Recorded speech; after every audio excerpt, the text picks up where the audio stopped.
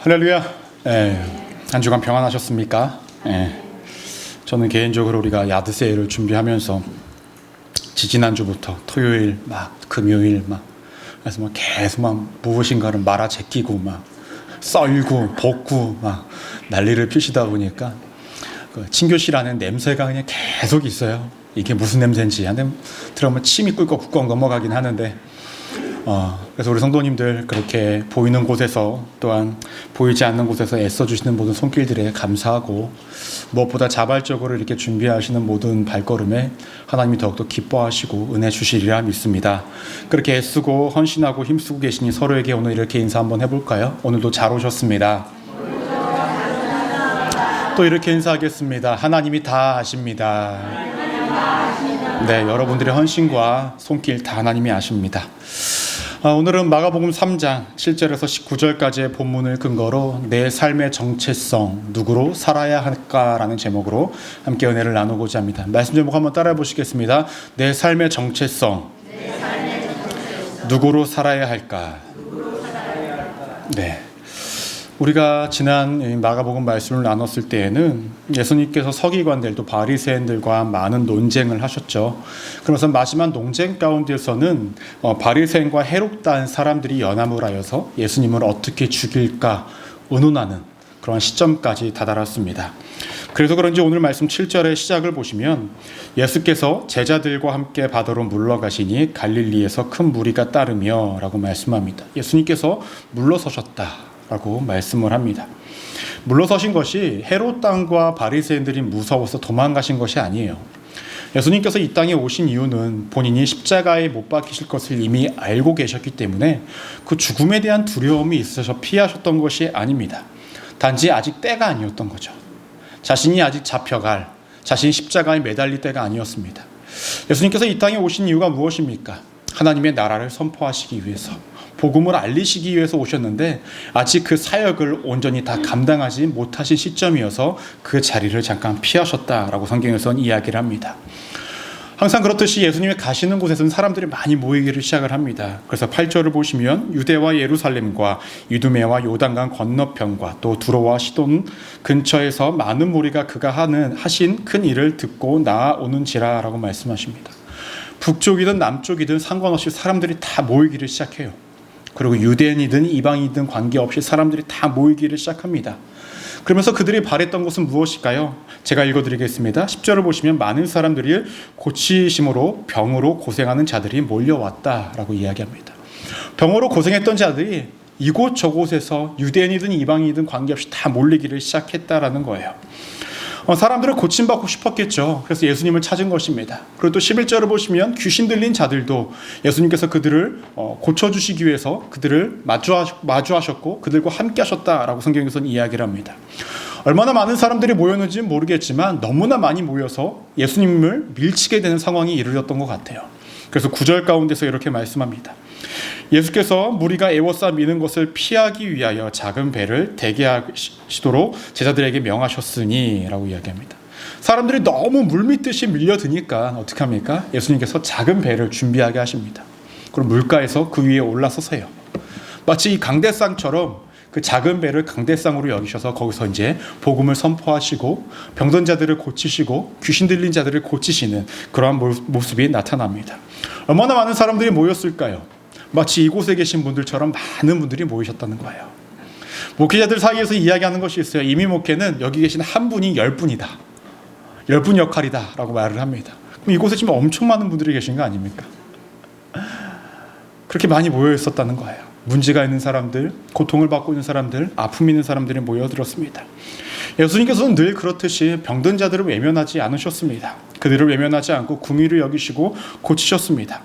물론 오늘 말씀 가운데서 예수님께서 병을 직접 고치셨다라는 말씀은 등장하고 있진 않지만 그 이후의 말씀을 보시면 귀신 들린 자들이 예수님을 보고 당신은 하나님의 아들이다 라고 말씀하면서 내가 하나님의 아들임을 이야기하지 말라라고 이야기합니다. 즉 귀신을 내쫓는 일도 하셨기 때문에 병을 고치는 일도 언제나 그렇듯이 그렇게 하셨을 것입니다.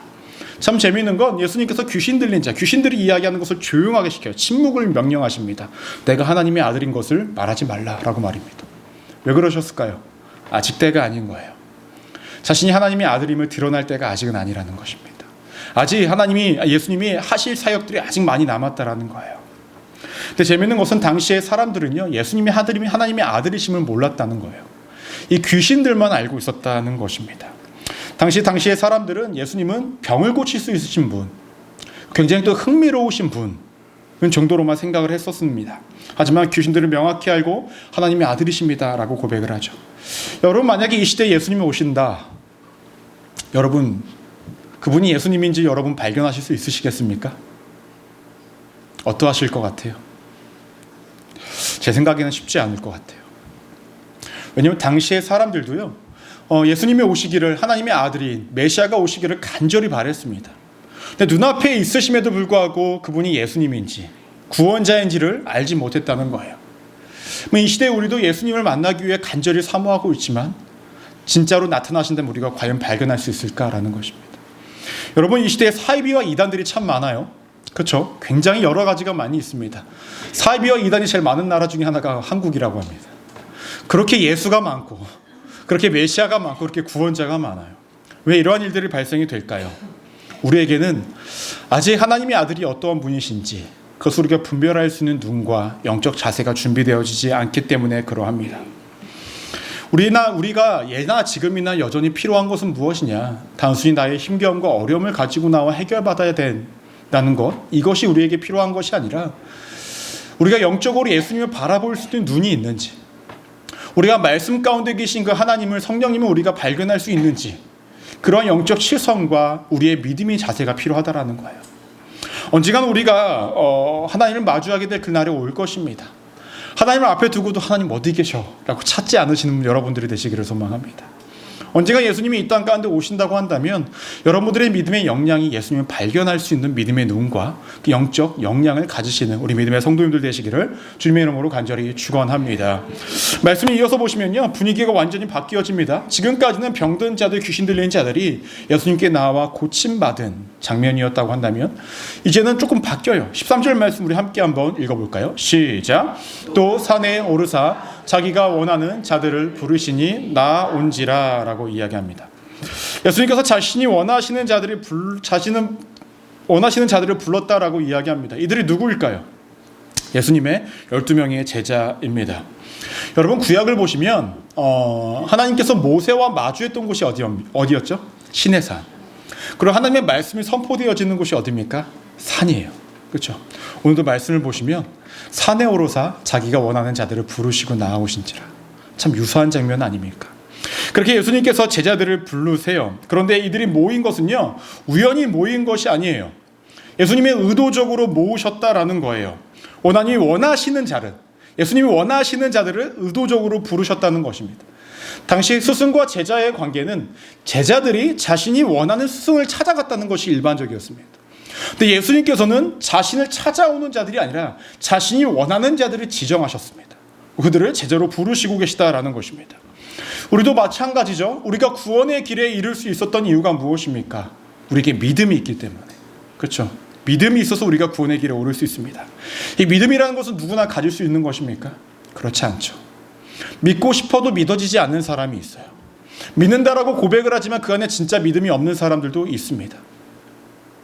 이 믿을 수 있는 것도 먼저 다가오시는 은혜를 통하여 우리가 얻어진다는 것입니다.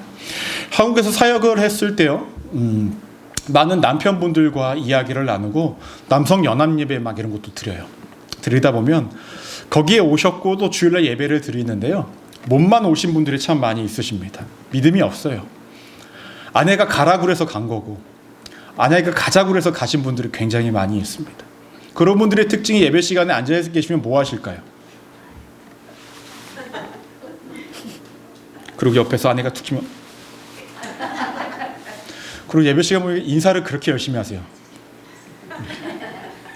그렇게 공손하세요. 계속 전 괜찮다고 그러는데 인사를 계속 하시는 거야. 그런 분들이 있죠. 그런 분들 오랜 시간 동안 교회를 다니셨지만 그분들 안에는 믿음이 없죠. 하나님 믿을 수 있는 것 자체가 굉장히 은혜입니다. 당시의 제자들은 예수님을 먼저 찾아갔던 것이 아니라 예수님 먼저 찾아오시고 그들을 원하시는 자들을 먼저 부르셨다라는 은혜가 있기 때문에 그들이 모일 수 있었습니다. 여러분, 당시 제자들은 어떠한 사람들이었을까? 그들은 어떠한 사람들이었길래, 어떠한 기준을 갖고 있었길래 예수님이 원하셨던 자들이라고 부르고 있는가라는 것입니다. 우리가 이전에 마가복음을 봤을 때에 제자들을 부르시는 장면이 있었죠. 그때 누구를 부르셨냐면 시몬, 그의 형제 안드레, 세베대의 아들 야고보, 그의 형제 요한, 그리고 세리, 레위, 그러니까 마태를 부르시는 장면이 있었습니다. 이때까지 총 5명을 부르셨는데 오늘 말씀을 보니 12명이라고 말씀을 하고 있어요. 이 12명을 어떻게 소개하고 있냐면요, 16절을 보시면 이 12를 세우셨으니 라고 16절에서 말씀을 하시면서 시몬에게는 베드로란 이름을 더하셨고 라고 말씀하고 있습니다. 시몬이라는 이름이 있는데 어떤 이름을 더하셨다고요? 베드로.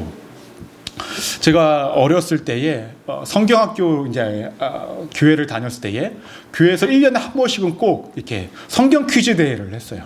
근데 그때는 성경 퀴즈 대회가 우리가 뭐 이렇게 막 손을 들고 했던 것이 아니라 꼭 시험지처럼 줘요. 시험지처럼 줘서 번호 1, 2, 3, 4 중에 이렇게 하나씩 고르게끔, 아니면 주관식으로 쓰게끔 이렇게 만들었습니다. 여전히 제가 기억하고 있는 문제가 하나가 있습니다. 그 문제가 무엇이냐면 다음 중에서 다른 사람 한 명을 고르시오라는 거예요. 네. 보기 1번은 베드로, 보기 2번은 시몬, 보기 3번은 요한, 보기 4번은 게바입니다. 누가 다른 사람인가요? 네? 몇 번이요? 몇 번? 1번 베드로, 2번 시몬, 3번 요한, 4번 게바. 누굽니까? 예? 뭐 다 달라 왜 답이? 3번이죠. 3번 요한. 예, 저는 맞췄을까요? 못 맞췄을까요? 여러분들의 상상에 맡기도록 하겠습니다. 게바라는 이름은 아람어예요. 아람어를 베드로에게 게바라고 이렇게 이름을 지었습니다. 또한 그 다음에 제자들을 어떻게 소개하고 있냐면 또 세베대의 아들 야고보와 야고보의 형제 요한이니 이 둘에게는 보아너게 곧 우레의 아들이란 이름을 더하셨으며 라고 이야기합니다. 왜 우레의 아들이라는 이름을 더하셨을까? 누가복음 9장 54절 말씀 제가 읽어드리겠습니다. 야고보와 요한이 이를 보고 이르되 주여 우리가 불을 명하여 하늘로부터 내려 저들을 멸하라 하기를 원하시나이까? 라고 말씀을 합니다. 무슨 장면이냐면 예수님께서 한 동네를 가셨는데 그 동네에서 예수님을 받아들이지 않는 거예요. 그래서 이 두 사람이 화가 나서 어떻게 하냐면 명령만 하시면 내가 여기다가 불을 내리게끔 하겠습니다 라고 이야기합니다. 성질이 어떻게 했습니까? 불 같다라는 거예요. 한마디로 괴팍하다는 것입니다. 이 괴팍하다는 것이 예수님이 보시기에도 괴팍했다는 거예요. 그러니까 우리의 아들이라고 이렇게 이야기를 한 것입니다. 만약에 여러분들에게 예수님께서 한 가지 이름을 더해 주신다라고 하면 여러분들에게는 어떤 이름을 더해 주실까요? 네? 혼자 속으로 나 정도면은 뭐 러브, 그레이스, hope, 각자 혼자서 상상하십시오. 이어서 18절 말씀을 보시면 또 이렇게 이야기합니다. 또 안드레와 필립과 바돌로메와 마테와 도마와 알페오의 아들 야고보와 다데오와 가나안인 시몬이라고 이야기합니다. 그래서 바돌로메라고 이야기를 하지만 이 사람의 이름은 나다니엘이라고도 부릅니다. 어찌되었든 간에 여기서 또 마태는 우리가 잘 알고 있던 레위를 의미하고 있는 것이고요. 도마는 우리가 잘 알고 있는 것처럼 예수님의 부활을 의심했던 사람입니다. 19절을 보시면 또 가룟 유다니 이는 예수를 판 자더라. 우리가 너무나 잘 알고 있는 그 가룟 유다를 의미합니다. 이렇게 12명의 제자들을 보시면 예수님은 어떠한 분명히 기준을 가지고 부르신 듯한데 도무지 제 입장에선 기준을 찾을 수가 없더라고요. 왜냐하면 어떠한 사람은 직업도 어부였습니다. 어떠한 사람은 세리였고요. 가나안인 시몬이라는 사람은 로마 제국에 대항하는 어떤 열심을 가진 약간 반란 세력을 일으킬 만한 그런 역할을 했던 사람이었어요. 직업이 어떤 통일성도 없습니다. 이들의 성품과 인격은 어떠했을까요? 성격도 제각각이에요. 베드로 다혈질적인 사람이고 우리의 아들도 굉장히 다혈질적입니다. 도마는 의심이 많은 사람, 어떠한 사람은 예수님을 배신할 만한 사람들이었습니다. 공통점이 있습니까? 전혀 없어요. 그럼 도대체 무슨 기준이냐라는 거예요. 그런데 한 가지 알 수 있는 것이 있습니다. 앞서 우리가 5명의 제자들을 예수님께서 직접 가셔서 부르셨을 때의 그 제자들의 모습을 보면 우리가 한 가지를 발견할 수 있습니다. 그것은 무엇이었냐면 그들은 묻지도 따르지도 않고 예수님이 부르셨을 때에 순종했다라는 거예요. 그들의 인격이 부족하였고 그들의 직업이 누군가에게는 손가락질 받고 누군가에게는 인정받지 못하는 직업이었을지 모르겠지만 그들은 예수님 부르셨을 때에 그 다른 것 생각하지 않고 따르는 자들, 순종하는 자들이었다는 거예요. 성경을 보시면 부자 청년에 대해서 이야기가 나오죠. 그는 십계명의 모든 것들을 다 지내고 율법을 다 지켜 행하였다고 이야기를 합니다. 근데 예수님께서 그 청년에게 이야기하십니다. 너희 가진 것들 모두 팔고 나를 따르라. 근데 그 청년이 어떻게 합니까? 아유, 그건 못하겠습니다. 떠납니다. 모든 것들을 남겨두고 떠나자, 같이 가자라고 말씀하신 것에 순종하지 못하는 자는 예수님의 제자가 될 수 없었다는 거예요. 하지만 이들은, 이 12명은 적어도 부족한 모습은 갖고 있을지 모를지언정 예수님이 같이 가자라고 했을 때는 모든 것들을 다 뒤로 하고 따를 수 있는 자들이었다는 것입니다. 한국에서 사역을 했을 때에 기업을 운영하시는 분하고도 이야기를 해보고 또 대기업의 임원분들하고도 이야기를 해본 적이 있었습니다. 그분들하고 대화를 할 때 꼭 공통적으로 하시는 말씀이 있어요. 제가 물어보죠. 제가 청년 사역을 할 때도 여쭤봤는데 어떠한 청년들을 뽑기를 원하세요? 청년들이 어떠한 준비가 되어진 청년들이 여러분 그 분들의 사업장에 직장에서 뽑을 수 있는 기준과 어떤 자격이라고 보십니까? 라고 이야기했을 때 그분들의 공통적인 이야기가 있습니다. 그것은 무엇이냐면 어떠한 일을 시켰을 때에 어떤 토를 달지 않는 사람이 좋다라는 거예요. 토를 달지 않는 사람. 근데 이 토를 달지 않는다라는 것이 무조건적으로 복종한다라는 의미가 아니라 이것을 만약에 했을 때에 요청을 했을 때에 이야기를 했을 때에 그것에 대해서 의견은 낼 수 있죠. 더 좋은 방향의 이것이 될 것입니다. 그런 것들을 말하는 것이 아니며 이걸 썼을 때 이걸 왜 해야 되냐? 내가 해야 되냐? 돈 더 줄 거냐? 이런 것들을 요구하는 사람하고는 일하고 싶지가 않다라는 거예요. 의견을 내는 것은 잘못이 된 것이 아니지만 이것을 왜 해야 되는지 내가 할 이유를 못 찾기 때문인지 이런 부정적인 이야기를 하는 사람들하고는 일하기가 쉽지 않다라는 것입니다. 여러분, 주의 사명을 감당하는 제자의 삶이요 쉬울까요? 직장을 운영할 때는요 어떠한 노력을 하면은 그에 따르는 성과가 어느 정도는 나타납니다. 그렇지 않습니까? 근데 주의 사명을 감당할 때는요 노력한 만큼의 성과가 안 나타날 때가 더 많아요. 여러분 댁에 계신 남편분들 한 30년 넘게 지금 전도하려고 노력했는데 성과가 안 나타나시는 분들 있죠. 그렇죠? 열심히 했는데 성과가 없어요. 세상 기준을 보면은 무능력한 사람입니다. 그렇지 않습니까? 30년 동안 똑같은 것을 하고 있는데 성과가 없으면은 회사에선 잘리죠. 그렇지 않습니까? 근데 주의 일이라는 것이 그래요. 그러면 어떠한 것이 필요하면 그 사람의 개인의 능력과 어떤 뛰어남이 필요한 것이 아니라 예수님께서 가자 했을 때 순종할 수 있는 것이 필요하다라는 것입니다. 그러한 자들을 예수님께서 원하셔서 부르셨다라는 거예요. 혹시 여러분들의 삶 속에서 지금 신앙생활을 하면서 내가 왜 이렇게까지 신앙생활을 해야 할까? 내가 이렇게 신앙생활을 하는 것이 맞는가? 내가 이렇게 때로는 육체로, 때로는 정신적으로, 마음적으로, 영적으로 이렇게 소비하는 것이 옳은가? 라는 이유로 찾고 있으시다고 한다면 여러분들의 신앙을 다시금 좀 되돌아보실 필요성이 있습니다. 이유를 찾으러 가시다 보면 순종하지 말아야 할 이유들밖에 찾을 수밖에 없습니다. 그런데요, 순종을 하다 보면 해야 할 이유들을 분명히 발견하게 됩니다. 그것이 신앙의 길이라는 거예요. 대부분의 세상에서 추구하는 것은요, 잘 먹고 잘 사는 방법은요, 자신에게 이득이 되는 것, 합리적인 것들을 추구하게 됩니다. 하지만 예수님께서 요구하시는 것들은 때로는 비합리적이에요. 제자들에게 모든 것들 다 뒤로 하고 따르라라고 말씀하셨을 때에 그게 합리적인가요? 비합리적이에요. 따르니 예수님께서 나머지의 삶들을 그들의 가족들까지도 다 책임져 주신다는 것을 볼 수가 있습니다. 순종하다 보면 이해가 됩니다. 근데 이해하려고 하다 보면 순종에서 멀어지는 것이 우리들의 삶이라는 것입니다. 제가 하는 설교, 여러분들이 유튜브에서 자주 보시는 목사님들의 설교에 순종하라는 것이 아니에요. 하나님의 말씀에 순종하시라는 겁니다. 믿으십니까?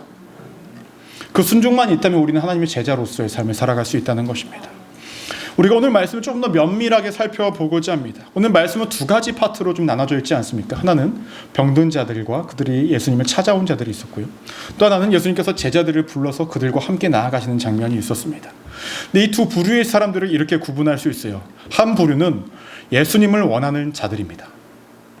또 한 부류는 예수님이 원하는 자들입니다.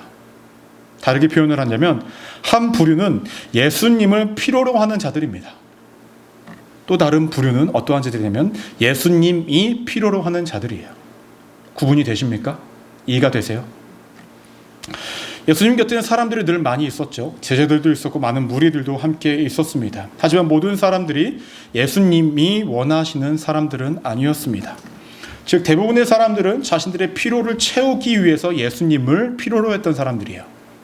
때로는 하나의 팬심을 가지고 예수님을 따랐던 사람들입니다. 근데 이들이 만약에 예수님보다 더 나은 존재가 이 세상에 나타난다면 그들은 예수님을 버리고 다른 존재를 따를 만한 사람들이라는 것입니다. 마치 예수님께서 십자가에 매달리셨을 때에 병고침을 받고 많은 위로를 받고 많은 도움을 받았던 사람들이 예수님 향해서 뭐라고 이야기합니까? 내려와 봐라. 침 뱉고 욕했듯이 예수님이 무능력해지면 더 이상 따르지 않을 만한 자들이 누굽니까? 예수님을 필요로 하는 자들이었습니다. 요즘에 K-팝 인기가 굉장히 많은 거 아시죠? 많아서 제가 정말 체감하는 게 무엇이냐면 얼마 전에 아내랑 같이 여기 스타벅스 가서 커피 한잔 먹자 해가지고 오랜만에 딱 갔어요. 갔는데요, 한국 노래가 계속 흘러나오는 거예요. 처음에 듣다가 무슨 소리가 한국말이 들리는 거예요. 그래가지고 미국인들 들어보니까 한국 음악들이 계속 나오더라고요. 그걸 보면서 정말로 인기가 있구나. 근데 K-팝 스타들도요, 그 가수들도 굉장히 많이 스트레스를 받는다고 합니다. 왜냐면요, 팬들이 자기들 좋아했다가 또 새로운 좋은 사람들 나오면 어떡합니까? 글로 따라가요. 그렇죠? 한국말로 갈아타기를 한다는 거예요. 갈아타기. 팬이라는 존재는 자신이 보기에, 자신이 느끼기에 더 좋은 존재가 나타나면 따라가는 것이 팬입니다. 근데 대부분의 당시의 사람들은 예수님의 팬의 입장이었죠. 팬들이 단순히 어떠한 것을 팬이라고 이야기합니까? 보기에 좋은 것, 어떤 음악을 듣고 나에게 어떤 기쁨을 주는 존재. 그러니까 팬이 되는 거 아니겠습니까? 대부분의 당시의 사람들은 자신들에게 병고침을 주고 자신들에게 만족을 주는 존재를 예수님으로 여겼기 때문에 그들은 예수님이 필요로 하는 존재가 될 수 없었다는 거예요. 그럼 예수님 곁에 있던 존재들은 누구였습니까? 예수님이 원하시는 존재들이었다는 거죠. 예수님이 원하셨던 이유가 무엇입니까? 복음을 전해야 하기 때문에. 이 제자들은 복음을 전하는 자들, 예수님의 손발의 역할을 감당해야 하는 자들이기 때문에 예수님이 원하셨다라는 거예요. 그럼 이들은 왜 세워 나가셨냐? 우리 14절과 15절 말씀 우리 함께 한번 읽어볼까요? 시작. 이에 12를 세우셨으니 이는 자기를 함께 있게 하시고 또 보내셔서 전도도 하고 귀신을 내쫓는 권능도 가지게 하려 하심이러라 라고 얘기합니다. 예수님이 이들을 원하신 이유, 이들을 세우신 이유는 첫 번째는 무엇이냐면 자기와 함께하기 위해서예요. 자기와 함께하기 위해서. 예수님은 왜 제자들과 자신을 함께하기 위해서라고 말씀하셨을까요? 삶으로 보여주시기 위함이었다는 거예요. 단순히 문자적으로 무엇인가를 가르쳐 주시는 것을 넘어서기를 원하셨다는 것입니다. 제자들이요, 다 똑똑하지 않았어요. 성경을 보시면 예수님께서 제자들과 같이 다니시면서 어떠한 것들을 비유적으로 이야기하셨을 때 제자들은 못 알아들어요. 자기들끼리 막 혼자 다른 소리를 하고 있습니다. 그게 제자들이에요. 그럼 제자들이 봤을 때에 예수님의 진짜 가르치시고자 했던 것들은 무엇을 통해서 너무나 마음에 와닿게 알 수 있었을까요? 예수님의 삶입니다.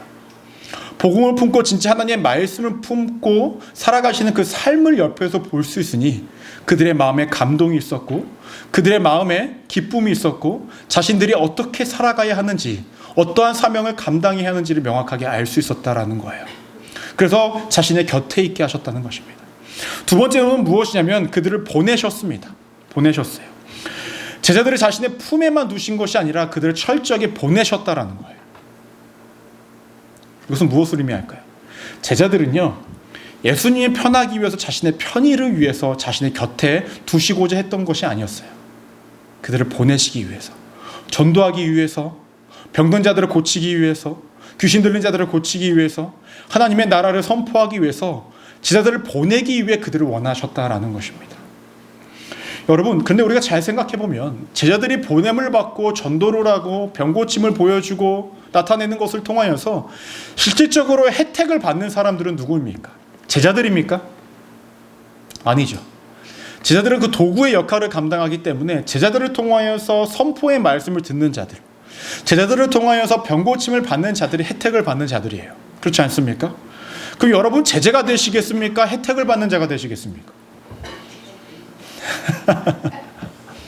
혜택 받으실래요? 제자 되실래요? 제자도 좀 포기하긴 좀 그렇고 혜택도 좀 포기하긴 그렇고, 그렇죠? 우리 사람들의 마음이에요. 우리가 성경학교 때 우리가 나눴던 것이 있었는데 예수님께서 베드로로 부르신 다음에 사역을 감당하시다가 베드로의 집에 가신 적이 있었습니다. 베드로의 집에는 누가 있었냐면은 열병 걸린 장모가 있었어요. 성경을 보시면 베드로가 이 장모를 고쳐달라고는 이야기를 한마디도 하지 않습니다. 그런데 예수님께서는요, 직접 가셔서 그녀를 고치십니다. 무엇을 의미할까요? 하나님을 따르는 자의 삶, 하나님과 함께하고자 했던 그 자의 삶에는 우리의 피로를 다 하시고 알아서 채워나가신다라는 거예요.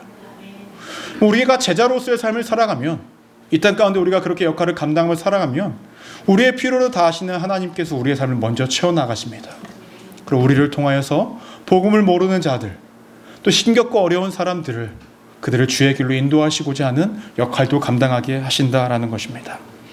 한 가지 질문을 던지고자 합니다. 여러분들은 현재 어디에 서 계십니까? 여러분들의 정체성은 무엇입니까? 현재 누구로 살아가고 계시는가라는 것입니다.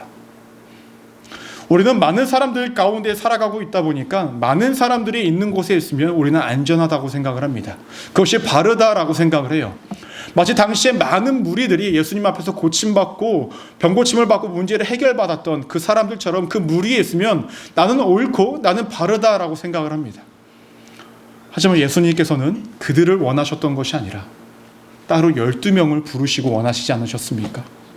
우리가 서야 할 곳은 많은 사람들이 있다고 이곳이 안전하게 여겨지는 곳이 아니라 예수님이 부를 만한 자로서의 삶이 우리 안에 있어야 된다는 거예요. 그것은 무엇입니까? 순종. 우리 안에 있어야 된다는 거죠. 모든 것들 다 뒤로 하고서도 예수님을 따를 수 있는 자의 삶이 우리의 삶이 되어졌을 때에 우리가 예수님의 제자로서의 삶으로서 우리의 정체성을 갖고 우리가 그 자리에 서 있을 수 있다는 것입니다. 말씀을 정리하고자 합니다. 세상에는 늘 다양한 부류의 사람들이 있습니다. 하지만 예수님께서 원하시고 예수님께서 부를 만한 사람들은 극히 극소수의 사람들입니다. 하지만 그 소수가 적다고 해서 그들에게 능력이 없는 것은 아닙니다. 왜냐하면 예수님께서 12명의 제자들에게 능력을 주심으로 이 전 세계에 아직 복음이 전해지지 않은 곳도 있지만 전 세계에 복음이 전해지지 않았습니까? 그 사명을 감당하게 하시지 않았습니까? 제자들의 능력은 너무나 미약하고 너무나 작고 너무나 부족했지만 예수님 앞에서, 하나님 앞에서의 능력은 아무런 자격 조건이 되어지지 않는다라는 거예요. 되려 순종하며 나아가다 보면 나의 연약함이 오히려 강함으로 하나님께서 사용하십니다. 더 나아가서 나의 강함이 하나님 앞에서 아무것도 아니면 우리가 깨닫게 되어진다는 거예요. 그래서 더 낮아질 수밖에 없다는 거죠. 그렇게 저는 우리가 그렇게 하나님 우리를 부르실 때에, 아니 하나님이 원하시는 자들이 되어졌으면 좋겠어요.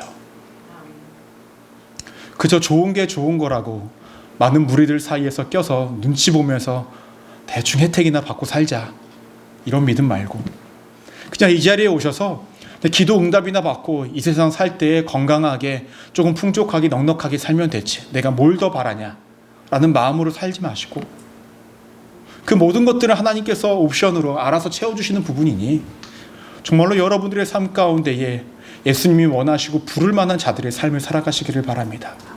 그것이 우리의 삶의 정체성이 되어야 하고 우리가 그 자리에 서 있어야 합니다.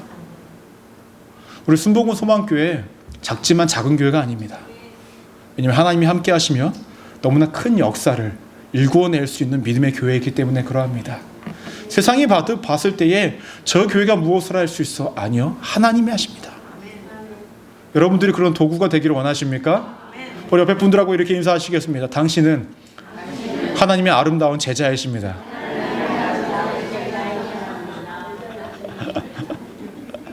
그러니 내 나이가 있다고, 내 육체가 연약하다고, 배운 것이 없다고, 내 삶의 부정적인 것들을 생각하지 마시고 인생의 최고의 정점에 계시는 그 하나님만 바라보면 우리는 쓰임받을 수 있고 하나님이 원하시는 삶대로 그런 은혜를 누리며 살아갈 수 있다는 것을 늘 잊지 않고 살아가시는 우리 순복음 소망교회 성도님들 되시기를 주님의 이름으로 간절히 축원합니다.